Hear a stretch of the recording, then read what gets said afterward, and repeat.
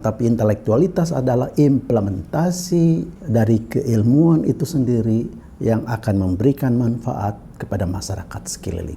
Dan itu ada pada Anies.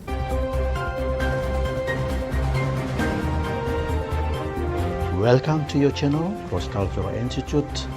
Berdiri tegak di tengah. Transportasi publik di Jakarta, kita bisa membangun transportasi publik yang masif selama 4 tahun ini. Sangat masif 4 tahun ini. Jalur bis di Jakarta dari jangkauannya 23-24%, sekarang jangkauannya 85% wilayah Jakarta. 85%. Jumlah penumpang per hari 350.000 di tahun 2016 menjadi 1 juta di awal 2030. Naik 3 kali lipat jumlah penumpang. Kalau jumlah bisnya naik 3 kali lipat, artinya Jakarta punya uang untuk belanja bis. Tapi kalau penumpang naik 3 kali lipat, artinya perilaku warga Jakarta berubah dari kendaraan pribadi ke kendaraan umum. Assalamualaikum warahmatullahi wabarakatuh. Apa kabar semua? Mudah-mudahan semua dalam keadaan sehat walafiat. Alhamdulillah.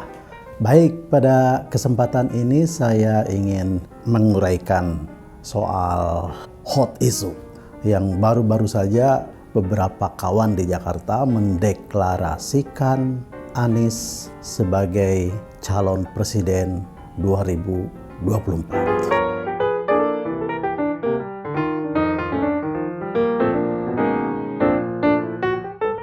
Ini tentu saja pada satu sisi kita ingin menyampaikan salut, terima kasih dan luar biasa. Tapi pada sisi lain tentu sudah siap para lawan Anies untuk menghadang pencalonan Anies ini. Ya, inilah yang ingin saya uraikan mengapa mereka itu selalu tidak suka dan menyukai Anies Baswedan. Ini persoalan kita. Sahabat-sahabat semua, pada waktu Ahok mencalonkan diri sebagai gubernur di DKI Jaya dan kalah, siapa sebenarnya pemilih Ahok itu? 90% data mengatakan bahwa mereka adalah non-muslim, etnis Cina. Mengapa saya angkat ini? Masalah buat lu? Kira-kira begitu ya? Enggak, sebenarnya nggak ada masalah. Betul tidak ada masalah dan betul tidak ada persoalan seseorang memilih seseorang karena persoalan etnis, karena persoalan agama, karena persoalan kedaerahan, dan seterusnya. Boleh, seperti si Ngabalin itu mengatakan bahwa soal memilih adalah soal hati. Begitu. Ini videonya. Apa urusannya dengan Jokowi bagi saya? Nggak ada penting? Tidak penting? Tidak penting. Karena memilih itu adalah persoalan rasa. Nah, jadi tidak ada yang mempermasalahkan si Ahok apakah dia itu Cina, apakah dia itu non-muslim. Go ahead menjadi calon gubernur. Apakah juga dipilih oleh masyarakat etnis, pilih oleh etnis China, apakah dipilih oleh non-muslim, tidak ada masalah. Tapi yang heran justru adalah ketika Anies muncul, ya, ia dikaitkan dengan persoalan ras. Ia dikaitkan dengan persoalan kadrun lah, khilafah lah, didukung karena emosi keagamaan lah. Padahal Ahok juga begitu. Tapi umat Islam tidak ada mempermasalahkan itu. Nah, ketika umat Islam muncul yang diwakili seperti Anies Baswedan, maka isu-isu itu muncul. Itulah yang ingin kita pertanyakan, kenapa lahirnya ada rasisme, ada sara terjadi justru kepada umat Islam. Ini permasalahannya. Kalau menurut hemat saya, kalau Anies terpilih di Jakarta, itu hal yang wajar karena masyarakat Jakarta masyarakat yang kuat di dalam keagamaannya, mayoritas umat Islam. Ya, jadi kalau mereka menggunakan emosinya, apakah karena agamanya, ya itu terserah. Itu adalah hak masing-masing. Nah, oke, terlepas dari itu semua, yang ingin saya garis bawahi adalah soal setiap kali kita berurusan dengan kepemimpinan, setiap kali kita berurusan dengan calon-calon pemimpin, ya, maka yang harus dimunculkan adalah heritage leader. Itu istilah baru, ya. Apa itu?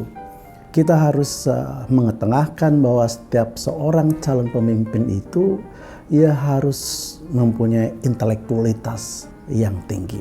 Harus di atas rata-rata dari nanti umatnya yang akan dipimpin. Intelektualitas itu sangat penting karena itu adalah implementasi dari keilmuannya.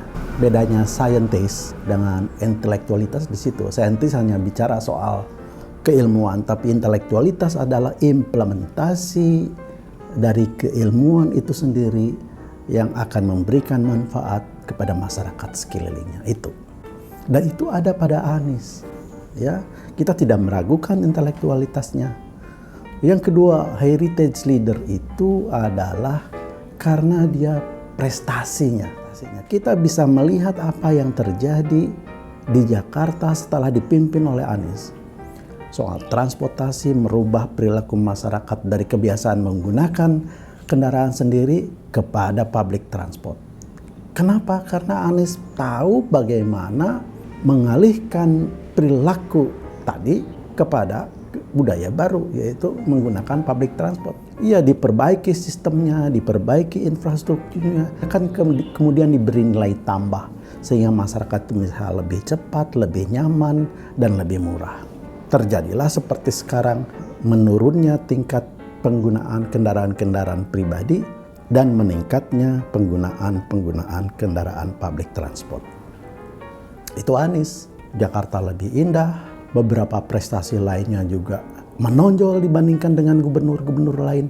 Dan last but not least, dia sangat dihargai oleh masyarakat internasional yang tidak didapat oleh pemimpin-pemimpin yang ada di Indonesia. Kalaupun ada, itu hanya terbatas. Itu ada pada Anies. Apakah ini semua akan dilupakan ya oleh masyarakat yang dungu itu tadi? Padahal kita memerlukan seorang pemimpin yang mempunyai, nah yang ketiga, visioner. Visi ke depan, mimpi ke depan.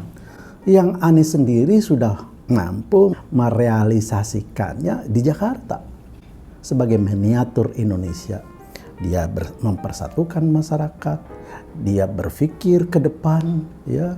Dia tahu apa yang akan terjadi di depan sehingga dia antisipasi dari sekarang. Itu visioner yang harus dimiliki oleh seorang pemimpin. Jadi bukan janji program-program yang sektoral, tapi visi jauh melihat ke depan. Nah, yang faktor yang keempat, ya setelah tadi prestasi, kemudian vision, dan yang keempat soal personality. Apakah kita akan memilih calon pemimpin yang punya rekod korupsi, yang punya rekod tidak baik? Nah, ini menjadi catatan yang penting. Biodata seseorang itu harus diungkap di masyarakat, ya.